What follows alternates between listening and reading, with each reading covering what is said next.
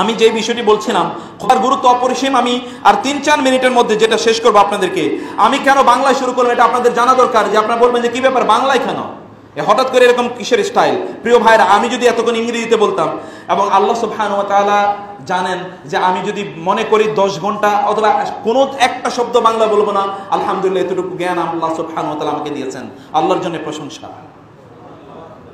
কিন্তু আপনারা কতটুকু বুঝবেন বলেন তো? তাইলে আমি অবশ্যই ইমাম আবু হানিফা রাহমাহুল্লাহ রদ্দুল মুখতার, এটা হানাফি মাযহাবের ফতোয়ার গ্রন্থ। রদ্দুল মুখতার ফতোয়া হচ্ছে ইমাম আবু হানিফা বলেছেন লোকেরা যেই ভাষা বুঝে ওই ভাষায় খুতবা দিতে হবে। লোকেরা যেই ভাষা বুঝে, এটা কার ফতোয়া? তাই আমরা ইমাম আবু হানিফাকে যারা অনুসরণ করি তাদের কি করা উচিত? তাহলে এটা কেমন কথা হলো যে আমরা তো সেটা মানি না? খুতবা দিতে হবে মানুষের বোধগম্য ভাষায়। আজকে আমরা এখানে, আমি জানি না এখানে কিভাবে হতো, আমরা তো এভাবেই খুতবা দেই। আলহামদুলিল্লাহ, আল্লাহ সুবহানাহু ওয়া তাআলার প্রশংসা। আপনারা আজকে শুরু হলো এভাবে আপনারা দেবেন এবং এই বিষয়ে অন্য কোনো কথা বলবেন না। আল্লাহ সুবহানাহু ওয়া তাআলা বলেছেন ওয়ামা আরসালনা মিন কওমিকা মিন ক্বাবলিকা মির রাসূলিন ইল্লা বিলিসানি কওমিহি। আপনার পূর্বে আমি যত নবী রাসূলকে পাঠিয়েছি সকল নবী রাসূলদেরকে তার জাতির ভাষায় পাঠিয়েছি। আপনি অনেকেই বলতে পারেন, আমি এবার যুক্তিতে যাই, যে খুতবা যদি আরবিতে হয় তাহলে বাংলায় হয়, তাহলে নামাজটা বাংলা হয় না কেন? আচ্ছা, খুতবায় আমি এতক্ষণ যা বলেছি এটা আমার নিজের কথা, নিজের বানানো বক্তব্য বলিনি, কোরআন এবং হাদিস থেকে বলেছি বটে, কিন্তু শব্দগুলো কার? শব্দগুলো কার? আমার না? এই যে আমি বলছি, এটা কি আল্লাহ বলছেন না আমি বলছি? আমার সবগুলো শব্দ আমার নিজের, আমি বলছি, এগুলো সব কার? আমার শব্দ, বাংলা, আমি আমার মতো করে বলছি। আল্লাহ সুবহানাহু ওয়া তাআলার কথাগুলো আমার মতো করে আমি উপস্থাপন করছি। কিন্তু নামাজের মধ্যে আপনি আলহামদুলিল্লাহি রাব্বিল আলামিন না পড়ে আপনি বলবেন আমি আল্লাহ তাআলার সকল প্রশংসা আদায় করছি যিনি সকল জাহানের রব, এরকম বলবেন আপনি? নাকি বলবেন আলহামদুলিল্লাহি রাব্বিল আলামিন? নামাজের মধ্যে আমরা যা বলি সকল তাসবিহ তাহলিল কোরআন এগুলো আল্লাহ এবং তার রাসূল কর্তৃক নির্ধারিত, ওই শব্দই আমরা বলি। আর আমরা যখন খুতবা দেই, বক্তব্য দেই, আরবিতে যখন খুতবা দেই, ওই আরবি শব্দগুলোকে রাসূলের বলা, আল্লাহর বলা? এটা কেউ 300, 400, 500 বছর আগে কেউ লিখেছে, ওইখানে কোরআন এবং হাদিসের কিছু বাণী আছে শুধুমাত্র, এইটাই তো নাকি? তাহলে এইটার সাথে ওইটার কোনোদিন তুলনা হয় না। এটা বক্তব্য আপনি আপনার নিজের ভাষায় দেবেন। বলা হয় যে রাসূলুল্লাহ সাল্লাল্লাহু আলাইহি ওয়াসাল্লাম কি আরবিতে বাংলায় বক্তব্য দিয়েছেন? আচ্ছা, রাসূলুল্লাহ সাল্লাল্লাহু আলাইহি ওয়াসাল্লামের ভাষা কি অন্য কোনো ভাষা ছিল? উনি কি বাংলা ভাষা জানতেন? ওনার সামনে যারা ছিল তারা কারা? নাকি বাঙালি সব ওনার সামনে? সব বাঙালি, কিন্তু উনি আরবিতে বক্তব্য দিচ্ছেন, এরকম কোনো ব্যাপার? ওনার সামনে যারা তারা তো সব আরবি বুঝেন।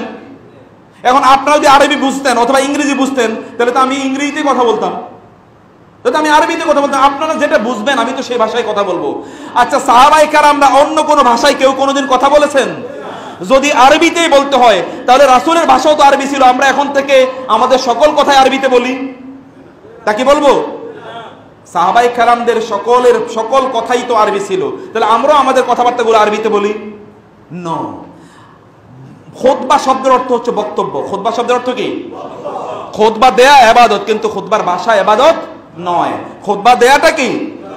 কিন্তু খুতবার ভাষা কি? ইবাদত নয়।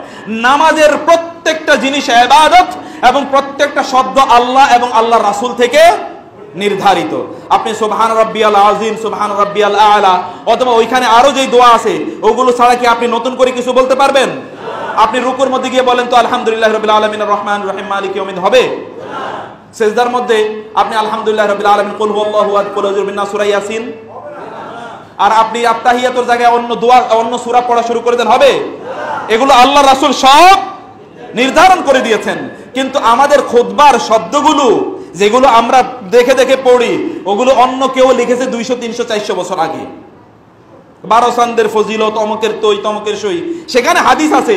কোরআন এবং হাদিস যতটুকু অতটুকু কোরআন এবং হাদিসের ভাষায় হবে, কিন্তু বাকি বক্তব্যটা সাধারণ মানুষ যে ভাষা বুঝে এই ভাষা হবে। বুঝতে পেরেছেন যুক্তি?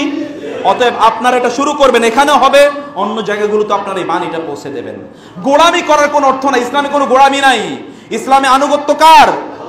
আল্লাহ এবং তার রাসূলের। প্রিয় ভাইরা, সেই কথাটি বলেই আমি সর্বশেষ আপনাদের দৃষ্টি আকর্ষণ করতে চাই। সাহাবায়ে কেরাম রাদিয়াল্লাহু তাআলা আনহুম যখন তারা শুনতেন আল্লাহ বলেছেন এবং আল্লাহ রাসূল বলেছেন, তখন তারা কি বলতেন? সামি'না ওয়া আতা'না। আবু দাহদা রাদিয়াল্লাহু তাআলা আনহু, কোরআনের আয়াত নাজিল হলো, আল্লাহ সুবহানাহু বললেন, মান যাল্লাযী ইউকরিদুল্লাহা কারদান হাসানান ফায়ুদাইফু লাহু আদআফান কাসীরা। এমন কে আছে যে আল্লাহকে কর্জে হাসানা দেবে? এমন একটা আয়াত নাজিল হলো। আবু দাহদা রাদিয়াল্লাহু তাআলা আনহু রাসূলকে বলেন, ইয়া রাসূলুল্লাহ, আল্লাহ আমাদের কাছে কর্জ চাচ্ছেন? বলে, হ্যাঁ। তা আপনার হাতটা একটু বাড়িয়ে দেন তো আমার কাছে। বাড়িয়ে দিলেন। রাসূল সাল্লাল্লাহু আলাইহি ওয়াসাল্লামকে আবু দাহদা বলেন, ইয়া রাসূলুল্লাহ, আপনি জানেন মদিনায় আমার একটা বাগান আছে, এটা শ্রেষ্ঠতম বাগান, খেজুরের বাগান। 600 খেজুর গাছ আছে এর মধ্যে, এর চেয়ে উন্নত কোনো খেজুর মদিনায় পাওয়া যায় না। সেই খেজুর গাছটা আমি আল্লাহকে দিয়ে দিলাম। সেই খেজুর গাছটা আল্লাহকে দিয়ে দিলাম। একটা মাত্র আয়াত। দেখেছেন কি প্রতিক্রিয়া? রাসূলুল্লাহ সাল্লাল্লাহু আলাইহি ওয়াসাল্লাম যদি কোনো কথা বলতেন, সাহাবায়ে কেরামরা এটা ছোট বা বড় এটা কোনোদিন তারা চিন্তা করতেন না। রাসূলুল্লাহ সাল্লাল্লাহু আলাইহি ওয়াসাল্লাম ফজরের নামাজের পর সাহাবীদের দিকে ফিরে তিনি বলতেন, কে কি স্বপ্ন দেখেছো বলো, আমি তার তাবির করে দেই। এর মধ্যে এই প্রতিদিন কেউ না কেউ বলতোই। আব্দুল্লাহ ইবনে ওমর, রাসূলুল্লাহ সাল্লাল্লাহু আলাইহি ওয়াসাল্লামের কনিষ্ঠতম সাহাবীদের একজন, ওমরের ছেলে, তিনি বলতেন মনে মনে, আরে আমি ছোট মানুষ, স্বপ্নও দেখি না, রাসূলকে বলতেও পারি না। আমি যদি কোনো স্বপ্ন দেখতাম এবং রাসূলকে বলতাম, তিনি যদি আমার স্বপ্নের ব্যাখ্যাটা দিয়ে দিত, কত না ভালো হতো, আমার জীবনে কি অসাধারণ একটা স্মৃতি হতো। ইন্টারেস্টিংলি তিনি একটি স্বপ্ন দেখলেন যে দুইজন তাকে পাঁজা করে নিয়ে যাচ্ছে জাহান্নামের দিকে। আরেকজন দৌড়ে এসে বলে, এই ব্যাপার, তুমি ওকে জাহান্নামে নাও, ওরে ভয় থাকে, ও তো জাহান্নামী না, ও তো জাহান্নামী না। আমি ঘুম থেকে জেগে উঠলাম, রাসূলকে বলতে আমার সাহস লাগলো না। আমি আমার বোন, রাসূলের স্ত্রী হাফসা রাদিয়াল্লাহু তাআলা আনহা, হাফসা বিনতে ওমর, আপনারা জানেন রাসূলের স্ত্রী, ওমরের মেয়ে, আব্দুল্লাহ ইবনে ওমরের বোন। আমি আমার বোনকে গিয়ে বললাম, রাসূলকে একটু বলেন তো আমি এই স্বপ্ন দেখেছি, এই স্বপ্নের ব্যাখ্যা কি? রাসূলুল্লাহ সাল্লাল্লাহু আলাইহি ওয়াসাল্লাম স্বপ্নের ব্যাখ্যা বললেন যে, নি'মাল আব্দু আব্দুল্লাহ, আব্দুল্লাহ কত ভালো ছেলে, ও যদি শুধুমাত্র তাহাজ্জুদের নামাজ আদায় করতো তাইলে সব ঠিক। বুখারী শরীফের হাদিস। আব্দুল্লাহ ইবনে ওমর এই কথা শোনার পর থেকে মৃত্যু পর্যন্ত কোনো দিন তাহাজ্জুদের নামাজ ছাড়েন নাই। তাহাজ্জুদের নামাজ কি ফরজ? একটা মাত্র কথা, একটা আমি জানি না তার বয়স তখন কত হবে, 10-11 বছর অথবা 12 বছর। এই 12 বছরের ছেলের মাঝে কি প্রতিক্রিয়া তৈরি করেছে। আর আমরা 30, 40, 50, 60 বছরের মানুষের মাঝে এই প্রতিক্রিয়া তৈরি হবে না? হবে কিনা বলেন? হতে হবে। রাসূলের কথা শুনলে এরকম একটা প্রতিক্রিয়া প্লিজ তৈরি করুন। প্রিয় ভাইরা, লাস্ট যে কথাটি বলতে চাই, সাহাবায়ে কেরামরা তারা কোনো দ্বিধাদ্বন্দ্ব করতেন না, শুনলে যে রাসূল এটা বলেছেন ওকে। একজন সাহাবী হাতে স্বর্ণের আংটি পরে আসলেন, রাসূলুল্লাহ সাল্লাল্লাহু আলাইহি ওয়াসাল্লাম বললেন, সরাসরি বলেন নাই, তিনি বললেন, অনেকেরই দেখি জাহান্নামের অঙ্গার তার হাতের মধ্যে পড়া। এই কথা শোনার সাথে সাথে তিনি কি করলেন? তার হাত থেকে আংটিটা খুলে ফেলে দিলেন।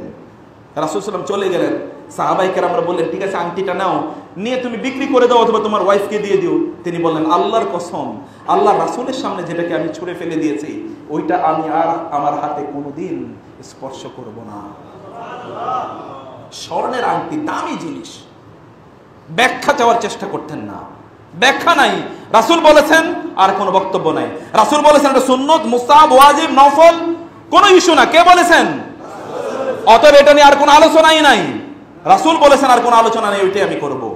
প্রিয় ভাইরা, আল্লাহ সুবহানাহু ওয়া তাআলা আমাদেরকে তার রাসূলের আনুগত্য করা তৌফিক